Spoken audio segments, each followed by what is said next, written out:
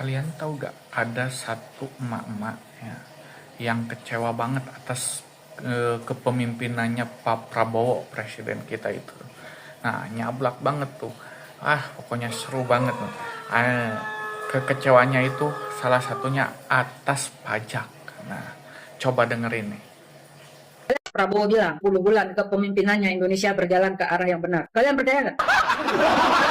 Dan dia juga bilang dia tidak rela rakyat Indonesia terus dimiskinkan. Aku nggak percaya juga dia ngomong kayak gitu. Karena kenyataannya pejabatnya sibuk cari celah untuk merampas harta rakyat. Segala macam mau dipajekin. Makanan asin lah mau dipajekin. Amplop undangan lah mau dipajekin. Suara jangkrik pun mau dipajekin. Bilang nggak? Pejabatnya kasar semua kalau ngomong. Wajar kalau rakyatnya itu berani balik ngomong kasar. Setiap kebijakan yang tidak pro dengan pejabat, mereka akan bilang, keluar aja lo dari Indonesia kalau lo nggak suka tinggal di sini. Hei, emang kalian pikir Indonesia itu punya lo? Lo itu yang gaji siapa? Lo yang gaji rakyat. Jangan seenak jidatnya kalau ngomong. Rakyat protes, Indonesia gelap, nyari kerja susah. Kabur aja dulu ke luar negeri. Pejabatnya bilang, kabur aja lo, kalau perlu gak usah balik lagi. Dan sekarang Julhas ngomong, rakyat itu sebaiknya tidak terus-terusan mengharapkan sedekah dari pemerintah. Lah, bantuan itu kalian sendiri yang bikin, kalian yang menciptakan bansos. Eranya siapa tuh? Gencar bagi-bagi bansos untuk pencitraan, biar kalian dianggap pemimpin yang baik hati. Sekarang ketika orang-orang itu udah bergantung pada kalian, kalian bilang jangan terus-terusan jadi pengemis, mental pengemis. Bansos itu juga ladang korupsi dan itu tidak tepat sasaran. Kalau kalian kebijakannya salah, rakyat disalahin. Kalau kalian susah, rakyat yang dipajekin. Kalian yang menghutang, rakyat yang disuruh bayar. Ngajarin rakyat untuk nggak terus-terusan mengharapkan sedekah dari pemerintah, tapi kalian sendiri menghambur-hamburkan uang rakyat, berpesta. Sekarang mau bayar bunga hutang 800 triliun, nggak punya duit. PPATK sibuk blokir rekening rakyat 120 juta rekening diblokir, dan kalau buka kembali harus bayar 100 ribu. 100 ribu kali 120 juta berapa? Hitung. Kalian kenapa nggak rampas aja aset koruptor? Terus uang-uang yang dirampas, uang-uang korupsi itu kemana? Kenapa nggak dipakai? Audit itu semua proyek-proyek gede, bantuan sosial dan lain-lain. BPS mereka membuat data statistik itu pakai uang triliunan. Audit tuh tarik uangnya buat bayar utang. Pejabat jangan terus-terusan hamburin uang rakyat. Enak banget kali makan 170 ribu. Makanan gratis, emang lo pikir itu tepat sasaran dan semua nerima? Enggak. Kalau bener kalian mau niat ngasih makanan gratis, kasih makanan yang layak. Jangan sampah yang kalian kasih, makanan busuk yang kalian kasih. Kok kalau ngomong seenaknya aja? Emang rakyat nggak boleh marah, cuman kalian doang yang boleh ngomong kasar. Manusia juga ada batasnya, jangan diinjak-injak terus oleh kalian. Coba Prabowo, jangan kalian umpetin tuh penjilat-penjilatnya Jokowi yang udah jelas bersalah aja lo nggak berani tangkap. Mana keberpihakan pada rakyat? Setan semua kalian.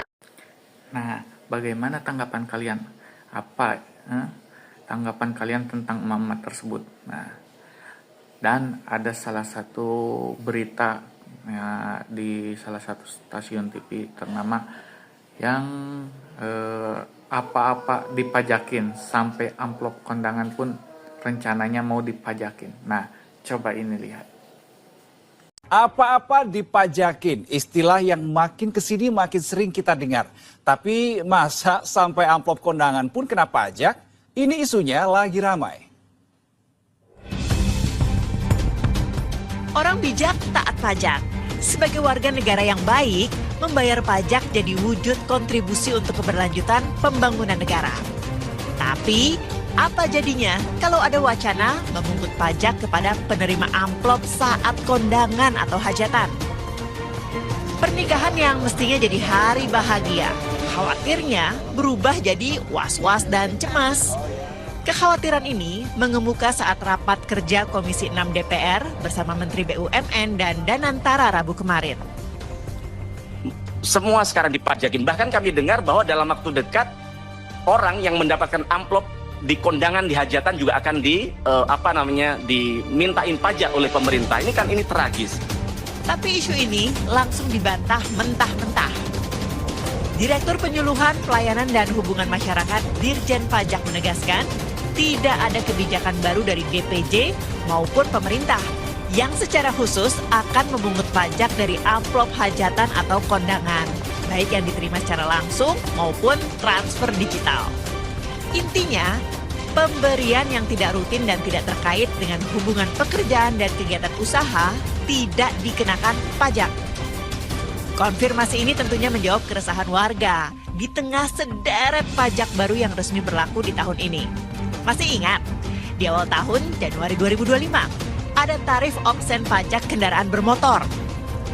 Nah, 1 bulan berselang, resmi diberlakukan PPN 12% bagi barang mewah. Dan terkini, yang baru berlaku di pertengahan bulan Juli ini, adalah PPh 0,5% bagi pedagang e-commerce. Tim Liputan 6 SCTV melaporkan. Nah, ternyata isu yang beredar apa-apa dipajakin itu ternyata amplop kondangan ternyata tidak dipajak. Nah, tenang.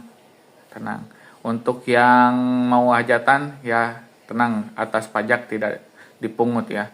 Amplop kondangan tidak ada pajak.